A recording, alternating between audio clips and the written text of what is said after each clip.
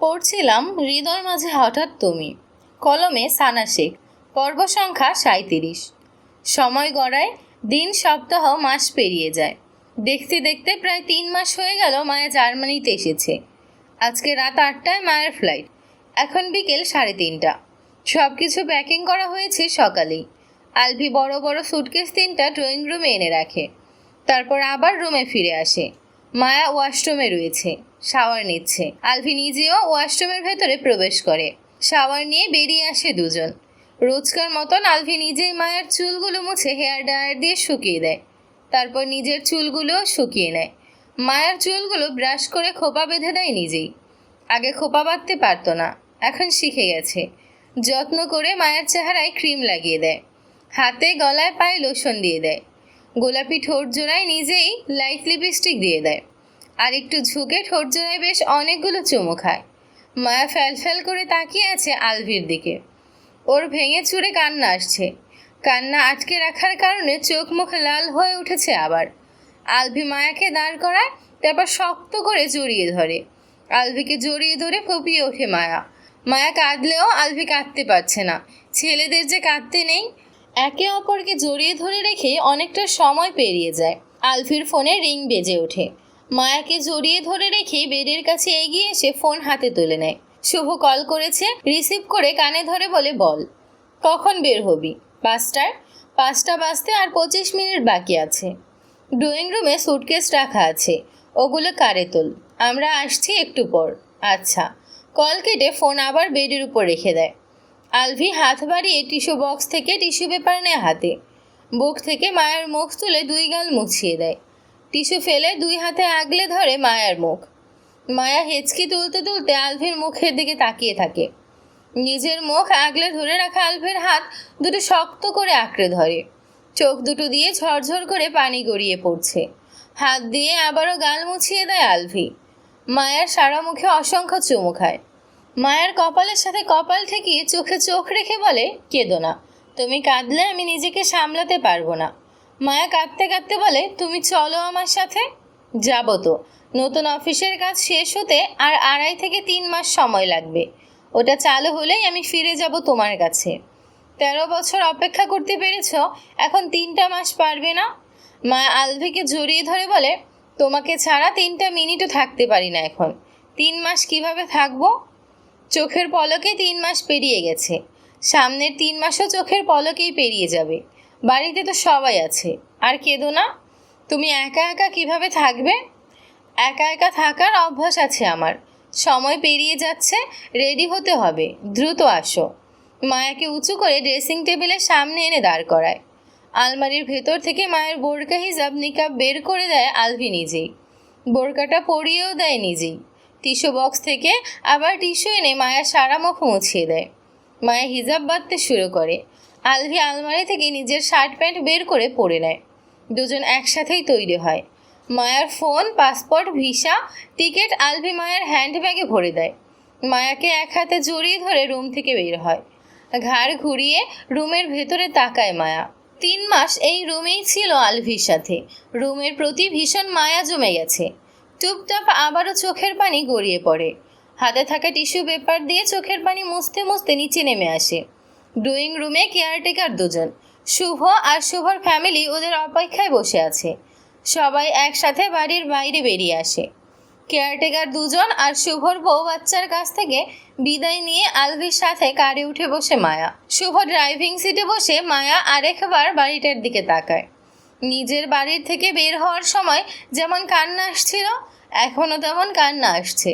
ওদের দুজনের সবচেয়ে সুন্দর একান্ত সময়গুলো কেটেছে এই বাড়িতেই। দুজনের ভালোবাসা, খুনসুটিগুলো স্মৃতি হয়ে যাবে এখন। কার স্টার্ট দিয়ে ছুটে চলে এয়ারপোর্টের দিকে। 1 ঘন্টা সময় লাগবে এয়ারপোর্টে পৌঁছতে। আলভি এক হাতে মায়াকে নিজের বুকের সাথে মিশিয়ে রাখে। মায়া এক হাতে আলভির কোমর পেঁচিয়ে ধরে, অন্য হাতে আলভির হাত শক্ত করে ধরে রাখে। আলভি একটু পর পর মায়ের মাথায় চুমো খায়, গাল ঠেকিয়ে রাখে। মায়া এখন আর কাঁদছে না, চুপচাপ আলভির বুকে ঘাপটি মেরে আছে। এয়ারপোর্টে এসে পৌঁছেছে কিছুক্ষণ আগেই। ইমিগ্রেশনের জন্য এখন ভেতরে আগাতে হবে। মায়া আলভিকে ছাড়ছে না। শক্ত করে জড়িয়ে ধরেছে তো ধরেছেই, কোনোভাবেই ছাড়ছে না। ইমিগ্রেশনের সময় ঘনিয়ে আসছে। সবাই এগিয়ে যাচ্ছে ভেতরের দিকে। আলভি মায়ার মাথায় হাত বুলিয়ে থেমে থেমে বলে, মায়াপরি শান্ত হও, দেরি হয়ে যাচ্ছে, ভেতরে যেতে হবে। 3 মাসই তো, দেখবে চোখের পলকেই পেরিয়ে গেছে। শান্ত হও আর ভেতরে যাও। মায়া দুদিকে মাথা নাড়িয়ে বলে, আমার এখনই দম বন্ধ হয়ে আসছে। তোমাকে ছাড়া 3 মাস আমি কিভাবে থাকবো? বাড়িতে সবাই আছে তো, ভার্সিটি যাওয়া আসা করবে, কোথা দিয়ে দিন পেরিয়ে যাবে তুমি বুঝতেই পারবে না। অনেক বোঝানোর পর আলভিকে ছেড়ে দেয় মায়া। প্যান্টের পকেট থেকে টিস্যু পেপার বের করে মায়ের নেকআপ একটু তুলে চোখ গাল মুছিয়ে দেয় আলভি। নতুন টিস্যু পেপার মায়ের হাতে দেয়। হ্যান্ডব্যাগ থেকে মায়ের পাসপোর্ট ভিসা টিকিট বের করে মায়ের হাতে দেয়। হ্যান্ডব্যাগটা নিজেই মায়ের কাঁধে ঝুলিয়ে দেয়। ট্রলি মায়ের হাতে ধরিয়ে দিয়ে ভেতরের দিকে পাঠিয়ে দেয়। এগিয়ে যেতে যেতে বেশ কয়েকবার পেছন ফিরে তাকায় মায়া। আলভির মুখে মাস্ক আর চোখে সানগ্লাস পরে ওর দিকেই তাকিয়ে আছে। একটু পরেই দুজনার দৃষ্টিসীমার বাইরে চলে যায়। 8টার পর আলভি চোখ মুছতে মুছতে এয়ারপোর্টের ভেতর থেকে বেরিয়ে আসে। পার্কিংয়ে দাঁড়িয়ে আছে শুভ। শুভকে দেখে সানগ্লাস আবার পরে নেয় আলভি। শুভ কানের ডোর খুলে দেয়। আলভি মুখে কিছু না বলে হাত দিয়ে পেছনের ডোর খুলে দিতে বলে। শুভ পেছনের ডোর খুলে দিতেই কোনো কথা না বলে সোজা কারে উঠে বসে আলভি। শুভ নিজেও কিছু না বলে ড্রাইভিং সিটে বসে কার স্টার্ট দেয়। আলভি মাহিরের ফোনে মেসেজ পাঠিয়ে দেয়, মায়ার ফ্লাইট টেক অফ করেছে। প্লেন ফ্লাই করার পরেই আলভি এয়ারপোর্ট থেকে বেরিয়ে এসেছে। যতক্ষণ মায়া এই দেশের মাটিতে ছিল ততক্ষণ আলভি আগের মতোই দাঁড়িয়েছিল। প্লেন ফ্লাই করার পরেই বাইরে বেরিয়ে এসেছে। কার গেট পেরিয়ে ভেতরে প্রবেশ করে। আলভি কার থেকে নেমে সোজা বাড়ির ভেতর প্রবেশ করে। কোনো দিক না তাকিয়েই নিজের রুমে এসে ডোর লক করে দেয়। মায়াহীন রুমের চারদিকে নজর বুলিয়ে হাঁটু মুড়ে বসে পড়ে ফ্লোরে। এতক্ষণ ধরে আটকে রাখা কান্না এখন আর কোনোভাবেই আটকে রাখতে পারে না। মায়ের নাম ধরে ডাকতে ডাকতেই 2 হাতে মুখ ঢেকে ঝরঝর করে কেঁদে ওঠে। আজকের মতো এত কষ্ট ও জীবনে বোধহয় আর অনুভব হয়নি। এত কষ্ট হচ্ছে যে ওর জান বেরিয়ে যেতে চাইছে। ভেতরটা ফেটে যাচ্ছে। অনেক কষ্টে এতক্ষণ নিজেকে শান্ত রেখেছিল শুভর সামনে। দুপুর 1টার পর নিজের পরিবারের সাথে দেখা হয় মায়ার। মাহির, মাহিদ, আলতাফ মাহমুদ, আহনাফ মাহমুদ এসেছে মায়াকে নেওয়ার জন্য। মায়া এগিয়ে এসে বাবাকে জড়িয়ে ধরে। কে কেমন আছে জিজ্ঞেস করে। কুশল বিনিময় শেষ হতেই মাহিরের ফোনে রিং বেজে ওঠে। আলভি ভিডিও কল করেছে। মাহির কল রিসিভ করে ফোন মুখের সামনে ধরে। ফোনের স্ক্রিনে ভেসে ওঠে আলভির শুকনো মলিন মুখ। আলভি বলে, মায়া পৌঁছেছে?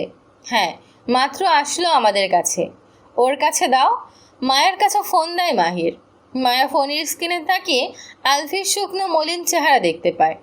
মায়ের চোখ দুটো পানিতে টইটুম্বুর হয়ে যায়। আলভি মায়ের চোখ দুটো দেখেই বুঝতে পারছে একটু আগেও মায়া কেঁদেছে, এখন আবার কেঁদে দেবে। আলভি জড়ানো গলায় বলে, কেমন আছো? মায়া কিছু না বলে ফোনের স্ক্রিনে তাকিয়ে থাকে। আলভি আবার বলে, খারাপ লাগছে? মায়া একটা কথাও বলতে পারে না, শুধু দুদিকে মাথা নাড়ায়। খারাপ লাগছে না। ফোনের স্ক্রিনে তাকিয়ে থাকতে থাকতেই কেঁদে ওঠে মায়া। আলভি কল কেটে দেয়। মাহির বোনের হাত থেকে ফোন নিয়ে এক হাতে বোনকে আগলে ধরে এয়ারপোর্ট থেকে বের হওয়ার জন্য আগায়। সাথে বাকি 3 জনও আগায়। আলভি মেসেজ পাঠিয়েছে, বাড়িতে গিয়ে ফ্রেশ হয়ে মায়াকে কল করতে বলেছে। আলভি বেড থেকে নেমে দাঁড়ায়। সারা রাত ঘুমোতে পারেনি। চোখ বন্ধ করলেই এয়ারপোর্টের দৃশ্যটুকু চোখের সামনে ভেসে উঠেছে। এত দিনের কাটানো স্মৃতিগুলো ভেসে উঠেছে। গা ম্যাচ ম্যাচ করছে এক রাতেই। একটুও ভালো লাগছে না। মায়ের কান্না দেখে ওরও কান্না আসছে। অফিসে যাওয়ার জন্য তৈরি হয়ে বসেছিল এতক্ষণ। শুভ আসে আলভির রুমে। আজকে একটু দ্রুত অফিসে যেতে হবে। শুভ আলভির অফিসের ব্যাগ হাতে নিয়ে আলভির সাথে রুম থেকে বেরিয়ে যায় অফিসে যাওয়ার জন্য। মায়াদের বাড়ির মেইন গেট পেরিয়ে ভেতরে প্রবেশ করে কার। সিঁড়ির উপর মেহবুবা মেহের দাঁড়িয়ে আছেন মেয়ের অপেক্ষায়। কার ভেতরে প্রবেশ করতে দেখেই সিঁড়ি থেকে নিচে নেমে আসেন। একে একে সবাই বেরিয়ে আসে কারের ভেতর থেকে। মায়া মাকে দেখেই দ্রুত এসে জড়িয়ে ধরে। কারের শব্দ পেয়ে বাড়ির ভেতর থেকে বাকিরাও বেরিয়ে আসে। বাইরে দাঁড়িয়ে সকলের সাথে কথা বলে। মানতাশাকে কোলে তুলে নিয়ে সকলের সাথে ভেতরে প্রবেশ করে মায়া। সোফায় এসে বসে সবাই। মায়া আক্তার মায়ের জন্য শরবত বানিয়ে নিয়ে আসে। শরবত খেয়ে সকলের সাথে আরও কিছু সময় কাটিয়ে রুমের দিকে এগিয়ে যায়। রুমে এসে বোরকা হিজাব খুলে শুয়ে পড়ে বেডে। ভীষণ ক্লান্ত লাগছে এখন। মেহবুবা মেহের মায়াকে ডেকে বলেন, ফ্রেশ হয়ে খাবার খেয়ে শুয়ে থাক। ভালো লাগছে না আম্মু, পরে খাবো, তোমরা সবাই খেয়ে ওঠো। তোকে রেখে কেউ খাবে? তুই উঠে হাত মুখ ধুয়ে ফ্রেশ হয়ে আয়, আমি তোর জন্য রুমে খাবার নিয়ে আসছি। ক্লান্ত মায়া উল্টো পাশ ফিরে শুয়ে বলে, 1 ঘন্টা পর নিচে যাব, এখন একটু শুয়ে থাকি। মেহবুবা মেহের বসে রইলেন মেয়ের পাশে, হাত বাড়িয়ে মাথায় হাত বুলিয়ে দেন। মায়ের ফোন বেজে ওঠে। মেহবুবা মেহের মায়ের ব্যাগ থেকে ফোন বের করে দেখেন আলভি হোয়াটসঅ্যাপে কল করেছে। ফোন মায়ের হাতে দিয়ে রুম থেকে বেরিয়ে যান। মায়া কল রিসিভ করে। দুজনের মুখ শুকনো মলিন, কেউ কোনো কথা না বলে একে অপরের মুখের দিকে তাকিয়ে থাকে। মায়ের চোখ বেয়ে টপ টপ করে পানি গড়িয়ে পড়তে শুরু করে। অল্প কিছু সময় পার হতেই ফুপিয়ে ফুপিয়ে কাঁদতে শুরু করে। আলভি ফোনের স্ক্রিনে হাত বোলায়, কিন্তু মায়াকে ছুঁতে পারে না, আর না পারে মায়ের চোখের পানি মুছিয়ে দিতে। আলভির চোখ বেয়েও পানি গড়িয়ে পড়ে।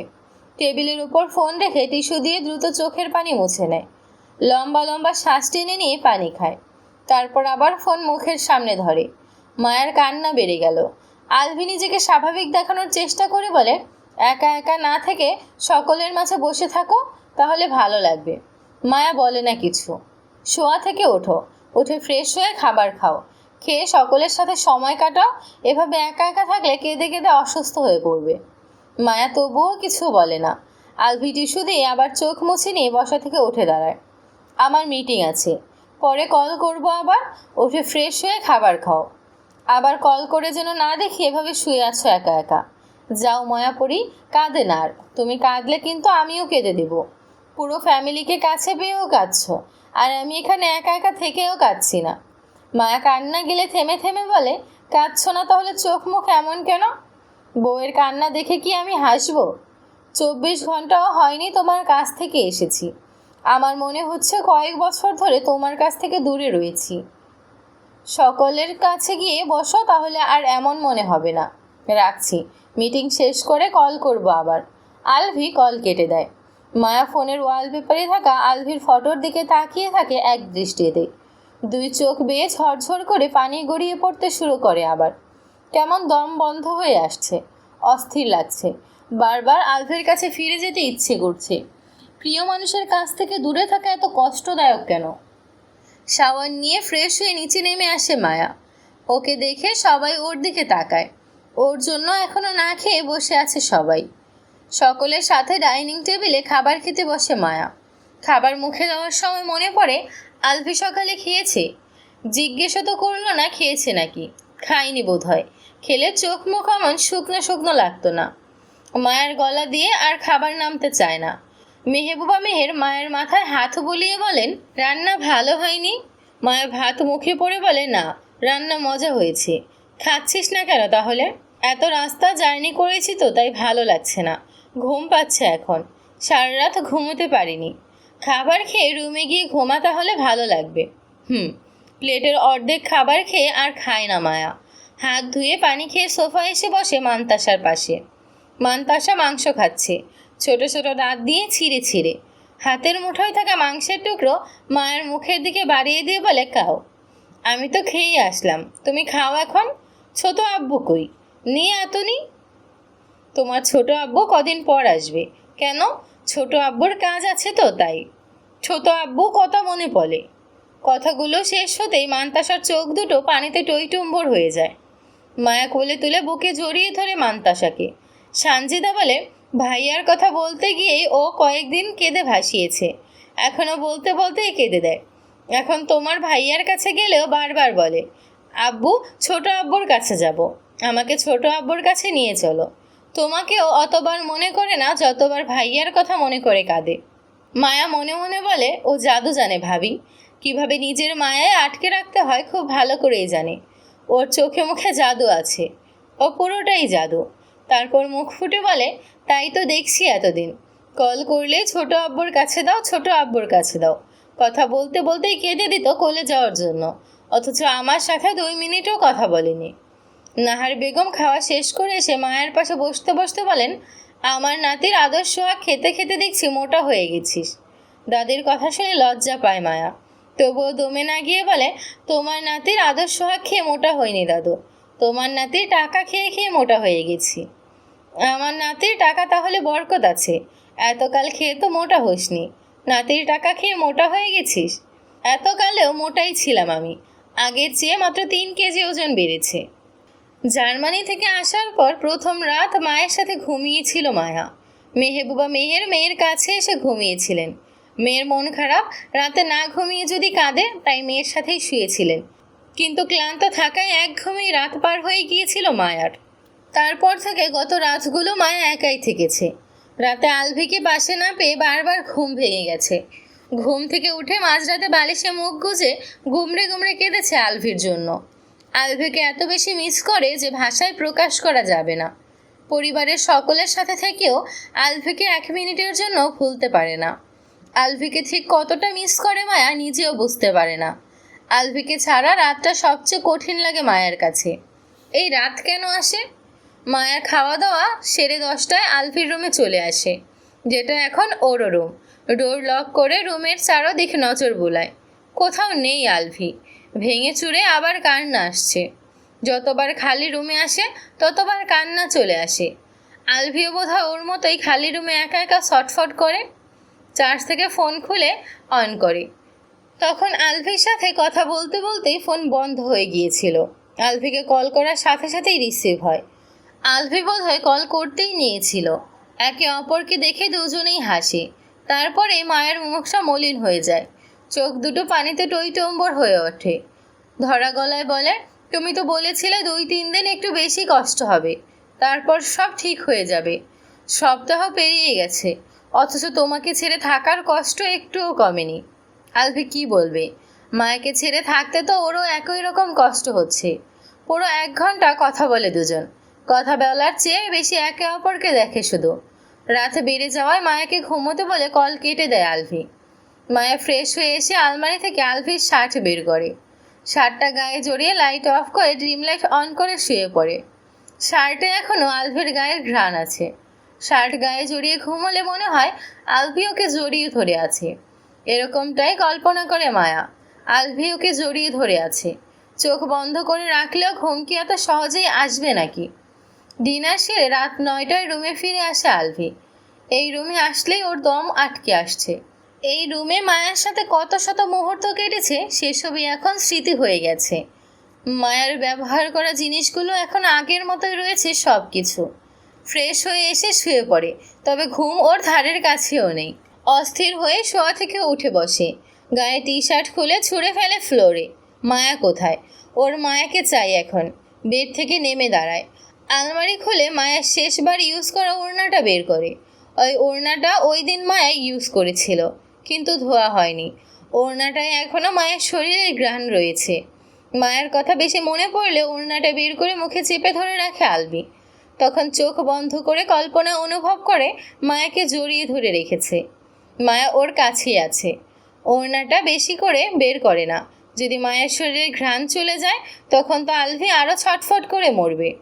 সময় কেন ফুরাচ্ছে না? দিন কেন আগাচ্ছে না? মনে হয় সময় যেন থমকে আছে। চোখ বন্ধ রেখেই গভীরভাবে মৃদু স্বরে ডাকে আলভি, মায়াপরি। একটু থেমে আবার ডেকে ওঠে, মায়াপরি আমার জান, তোমার শূন্যতা অনেক বেশি মায়াপরি। ঘুমের ঘোরে বেড হাতড়ে হাতড়ে আলভিকে খোঁজে মায়া। ঘুমের ঘোরেই বিড়বিড় করে বলে, কোথায় তুমি? জড়িয়ে ধরো, শীত করছে। তারপরেই যেন স্পষ্ট শুনতে পায় আলভির ডাক, মায়াপরি। ফট করে চোখ মেলে তাকায়। এদিক ওদিক তাকিয়ে আলভিকে খোঁজে। শোয়া থেকে উঠে বসে। আলভি কোথায়? কোথা থেকে ডাকছে ওকে? তারপর স্মরণ হয় আলভি তো নেই। আলভি জার্মানিতে রয়েছে। এতক্ষণ ঘুমের ঘরে আলভিকে খুঁজছিল আর ডাকটা ধান্দা শুনেছে। বেড থেকে নেমে রুমের বড় লাইট অন করে পানি খায়। ফোন হাতে নিয়ে সময় দেখে নেয়, প্রায় 2টো বাজে। আলভি তো বোধ হয় এখনও ঘুমায়নি। কল করতে গিয়েও থেমে যায়। এত রাত পর্যন্ত জেগে আছে দেখে রাগারাগি করতে পারে। বিশ্বাসই করতে চাইবে না মায়া মাত্র ঘুম থেকে উঠেছে। ফোন রেখে বেডে বসতেই মায়ের ফোনে কল আসে। স্ক্রিনে তাকিয়ে দেখে আলভির কল। দ্রুত কল রিসিভ করে ফোন মুখের সামনে ধরে। স্ক্রিনে ভেসে ওঠে আলভির চেহারা। আলভি বলে, কেমন আছো? ভালো। ঘুমাওনি এখনো? কল করার সাথে সাথে যে রিসিভ করলে? ঘুমিয়েছিলাম। তোমাকে স্বপ্ন দেখে মাত্র ঘুম থেকে উঠলাম। মনে হচ্ছিল তুমি ডাকছো আমাকে। সত্যি সত্যিই তোমাকে ডাকছিলাম মায়াপুরী। মায়ার চোখ পড়ে আলভির গলায়। ওর ওড়নাটা আলভি গলায় পেঁচিয়ে রেখেছে। আমার ওড়না? আলভি ওড়নাটার দিকে তাকিয়ে আবার ফোনের স্ক্রিনে তাকায়। তারপর বলে, তোমার তেষ্টা পেয়েছে ভীষণ, তাই তোমাকে কাছ থেকে অনুভবের একটু চেষ্টা। বাই দ্য ওয়ে, আমার শার্ট তোমার গায়ে কেন? ওই যে, অনুভবের একটু চেষ্টা। শার্ট পরেই ঘুমিয়েছিলে? হ্যাঁ। মিস ইউ জান।